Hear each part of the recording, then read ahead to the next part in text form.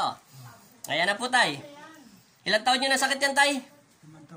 5 taon. Si tatay, yung unang ginamot ng Panginoong Kristo, siguro 1 linggo pa lang agwat, masakit ang dito niya. Pangalawa, ito manipis to, nagkaroon daw ng laman. Pero tataka talaga ako, nagkaroon talaga siya ng laman eh. O, nagkaroon. Tapos paika-ika maglakad si tatay. Kaya lang po yan na may ganyan, hinilot ko lang niya kasi nabugbog na yun sa hilot. 5 years niya nasakit, pa iba-iba daw nagilot. Ngayon, nakakalakad na si tatay. Try mo na lang maglakad, tay. O, subukan mo maglakad. Baka yung talagang diretsyon lakad lang, baka naman yung pinipilit mo lang kahit hindi naman totoo. O, yung anong nangyari na sa'yo, tay? Tsaka nagbago na yung mukha nyo, naging guwapo na kayo. 2 gamutan lang kayo ng Panginoon, 1 linggo lang agwat, di ba? Yan, hinilot na lang po yan. Hinilot ko na lang yan. Pero hindi ako nagilot niya ng Panginoon. Kasi may konti pa siyang, yung paa niya, hindi niya mag-ano, no? Pero ngayon na, diretso niya na. Malaki yung pinagkaiba. Di ba? O, masakit pa. Lakasan nyo tayo, masakit pa. Hindi na, huwag nyo nakapampangan. Baka yung iba, hindi makaintindi yung ali na eh. Ali na, pag sinabing ali na. O, wala na eh, ganun mo tayo. Wala na. Hinilot na lang yan. Nawala na yung sakit ni tatay.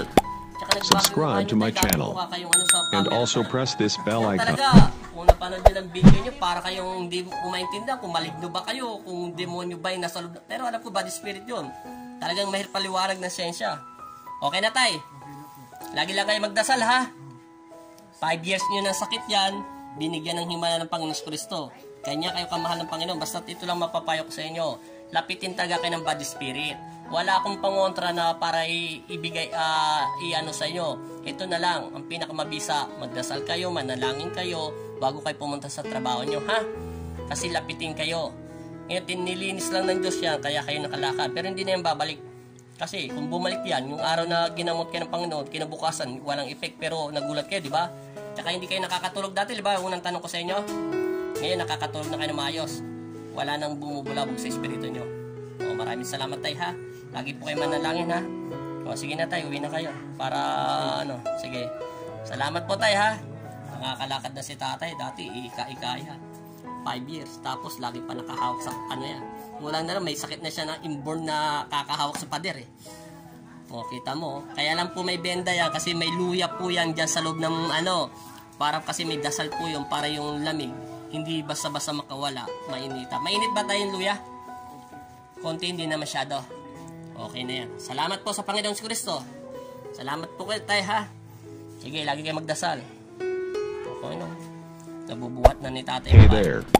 Subscribe to my channel. Nagalit, and also press this bell icon. Oo, tapos yung paa nyo dati, yung nipis-nipis niyan, parang karal mo espada, yung itak na pamutol ng kahoy. O, ngayon, nagkaroon ng laman, o. O, isang linggo lang pagitan, di ba? Isang hilutan lang ng Panginoon. Ay, wala pa bang 1 linggo? Ay, wala pa palang 1 linggo. Pasensya na kasi, kaya dami kong ginagamot. Mabuti siya nagsabi. Si tatay naman nakakalam yan. Basta ako, gamot lang ako ng gamot. Okay, salamat po tayo, ha? God bless po sa inyong pamilya. Thank you, thank you. Lagi po magdasal. Salamat.